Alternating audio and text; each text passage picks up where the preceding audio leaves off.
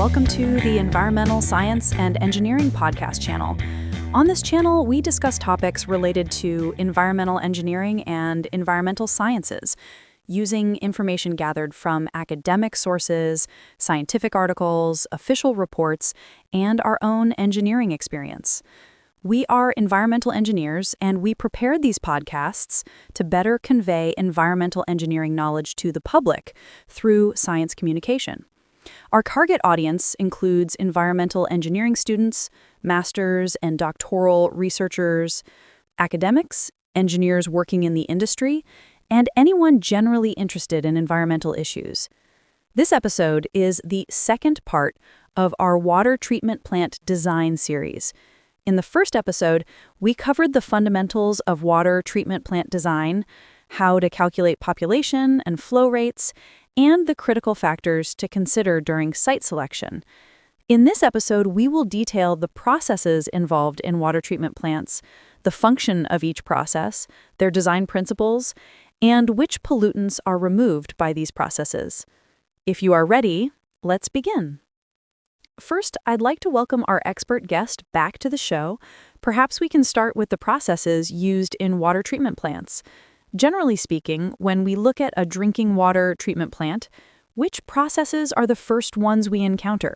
Could you briefly outline the general steps? Hello, thank you for having me.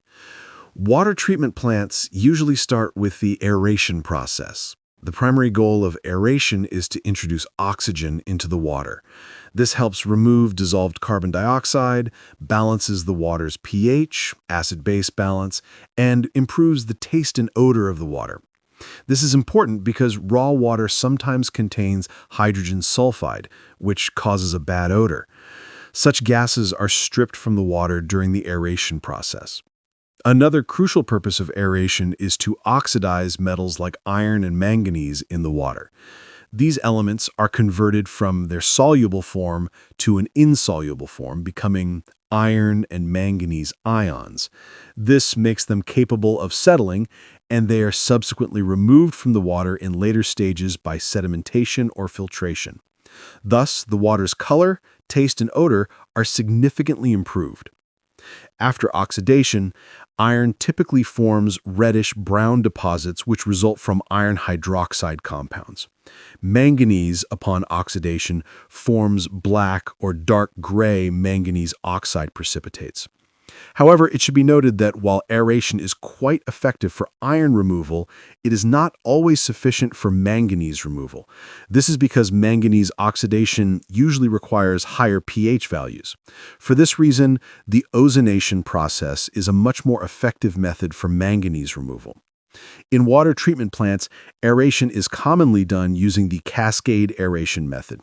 In this system, water is allowed to fall in steps, bringing it into contact with the air. Cascade systems are widely preferred because they're both effective and economical.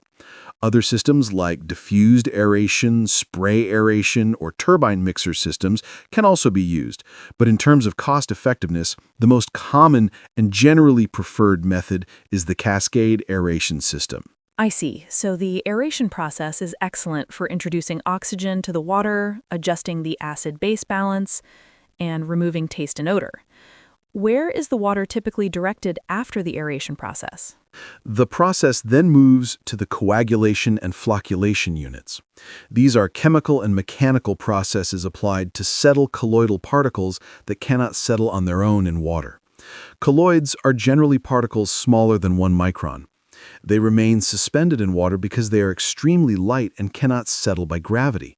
These particles can be classified into 2 groups: inorganic colloids, such as clay, silt, asbestos, and organic colloids, such as humic substances, bacteria, plankton. Since colloids have a very large surface area relative to their weight, they remain stably dispersed in water. This stability is due to the electrical charges of the colloids. Most colloids encountered in drinking water treatment are negatively charged. These negative charges cause particles to repel each other and keep them dispersed in water. The measure of this electrical repulsion is called the zeta potential. The higher the zeta potential, the more stable the particles are and the more difficult it becomes for them to settle. The coagulation process is applied to neutralize this zeta potential. Positively charged coagulants are added to the water for this purpose. The most commonly used coagulants are aluminum sulfate and ferric chloride. These substances attach to the colloids, neutralize their charges, and allow them to stick together. At this stage, the particles begin to aggregate, forming small clusters known as flocks.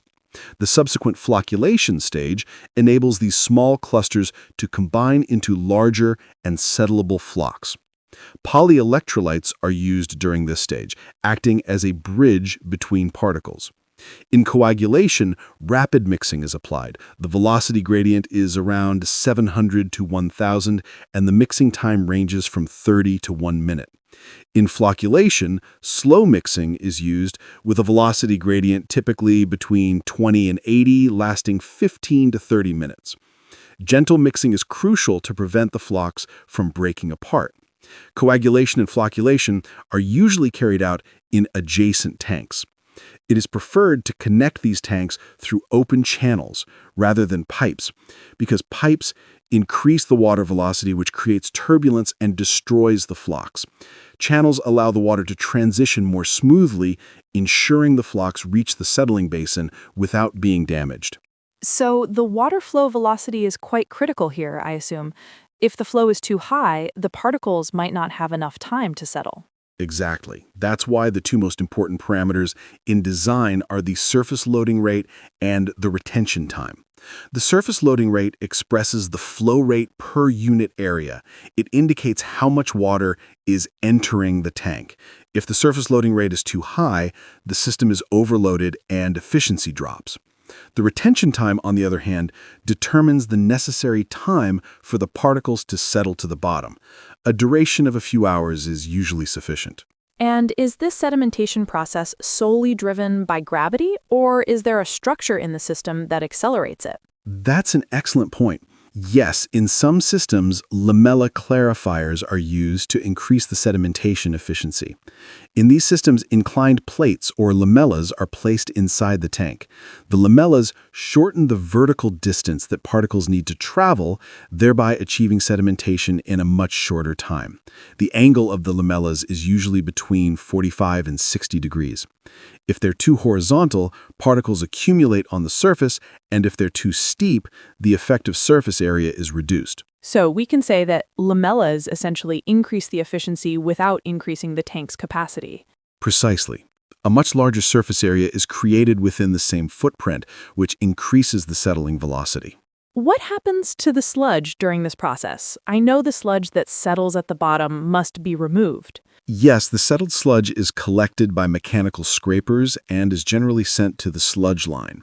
This sludge is then processed in thickening and dewatering units. The clear water remaining on top is collected using weirs. The most commonly used weir type is the V-notch weir. This type of weir ensures a more uniform overflow of water and prevents surface particles from carrying over and re-entering the system. So, to summarize, the settling basins are not as simple as just the water stops, the sludge settles. We can say there is serious engineering and balance behind them. Absolutely. The hydraulic balance, flow control, lamellas, weirs, each one determines the overall efficiency of the system. In fact, a well-functioning settling basin is one of the most critical units that determines the quality of the treatment plant. After coagulation, flocculation, and sedimentation, the filtration unit usually follows. At this point, the water looks quite clean, but it can still contain unseen particles, microorganisms, or substances that cause turbidity. That's why this stage is very critical. What is the main purpose of filtration, Professor? The purpose of filtration is to remove small particles and turbidity from the water, and to achieve some level of removal for microorganisms and coliform bacteria. Of course, if membrane filtration is used, then turbidity and coliforms are removed almost close to 100%. A portion of the organic matter is also trapped at this stage. So filtration is a step that directly affects the water's appearance, taste, and overall quality. Do filtration systems always work in the same way, or do the methods used change depending on the condition of the water? There are different filtration methods. The most common ones are rapid sand filters, slow sand filters, and membrane filtration systems. Rapid sand filters, as the name suggests, are high-rate systems. They take up less space compared to slow sand filters and are preferred in city-scale plants. Slow sand filters require a larger area, but are highly effective, especially in rural areas or smaller settlements.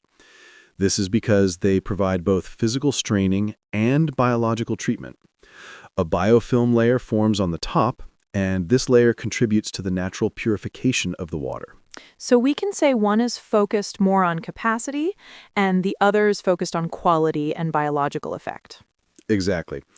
In rapid sand filters, cleaning is done using the backwashing method, while in slow sand filters, the clogged top layer is scraped off for cleaning. Could you elaborate a bit on this backwashing process? Many people have heard the term backwashing, but don't fully understand what it does. Certainly. Backwashing is the cleaning process performed when the filter becomes clogged over time. The water flow to the top of the filter is stopped, and clean water is introduced from the bottom upwards. This reverse flow loosens the deposits accumulated in the filter, and they are flushed out. This process usually lasts about 15 minutes. In the first 5 minutes, only air is supplied. In the next 5 minutes, air and water are supplied together. And in the final 5 minutes, rinsing is done with water only. So this is kind of like the filter taking a breath. But it is also important, I assume, that the materials in the filter don't get mixed up during this process. Absolutely. For this reason, gravel is placed at the bottom of the filters and sand at the top. This arrangement ensures that the sand does not pass down during backwashing. If the sand were at the bottom, it would rise and the system would fail. Similarly, if the entire tank were just sand, backwashing would be difficult, and if it were just gravel, the filtration efficiency would decrease. These details are truly interesting. How is the time for backwashing determined? It's generally noticed by one of two indicators. First, if the turbidity of the effluent water starts to increase, meaning the filter is no longer cleaning the water well, it's time for backwashing. Second, the water level over the filter increases or the head loss rises. This indicates that the water can no longer pass through.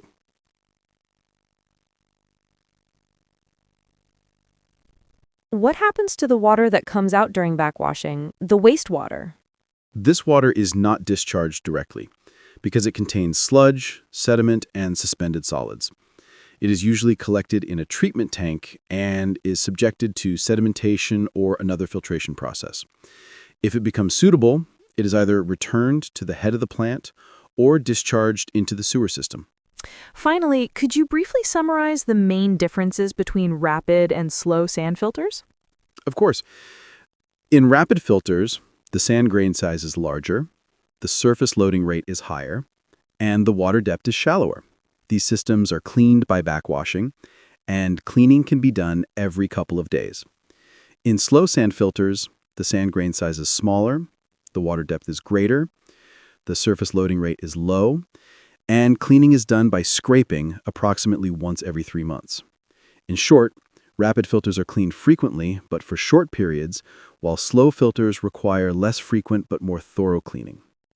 After the filtration unit, water treatment plants generally move on to the disinfection stage. Even though there are no visible pollutants left in the water, microorganisms must be completely eliminated. Professor, why is this disinfection stage so important, and which methods are most commonly used? Disinfection is the most critical final step in drinking water treatment. The goal here is not only to clean the water, but also to completely neutralize microorganisms. This is the stage where pathogens like bacteria, viruses, and protozoa are killed. The most common method used is chlorination. Chlorine can be used in the form of chlorine gas, sodium hypochlorite, or calcium hypochlorite. It is easy to apply and has a broad effect. Its most important advantage is that it leaves a residual chlorine in the network. This prevents microbiological regrowth in the water distribution system. So we can say that chlorine both disinfects and protects the water as it travels through the pipes. Exactly. However, chlorine also has a disadvantage. If there is organic matter or humic acids in the water, it can form chemicals called disinfection byproducts. These include trihalomethanes and haloacetic acids, which can pose long-term health risks. Furthermore, Chlorine is ineffective against some protozoa, like Giardia and Cryptosporidium. This is because these microorganisms have resistant structures called cysts and oocysts, and chlorine cannot penetrate these structures. What methods are used as alternatives to chlorine?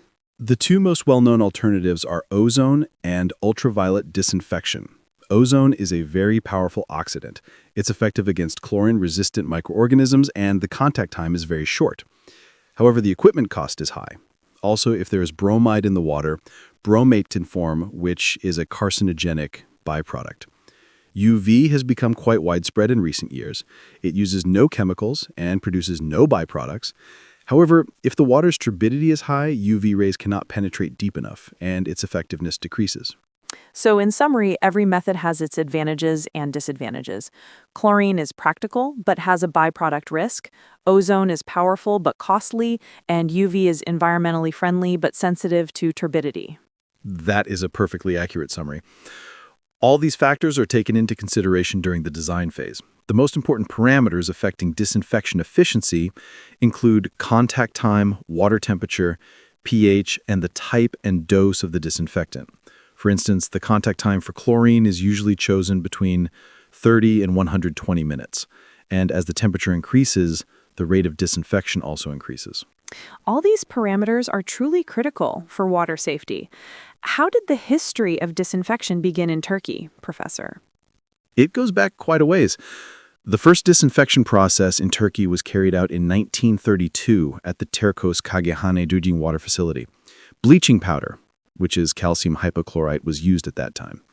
Subsequently, the chlorination method was first implemented in Ankara in 1936.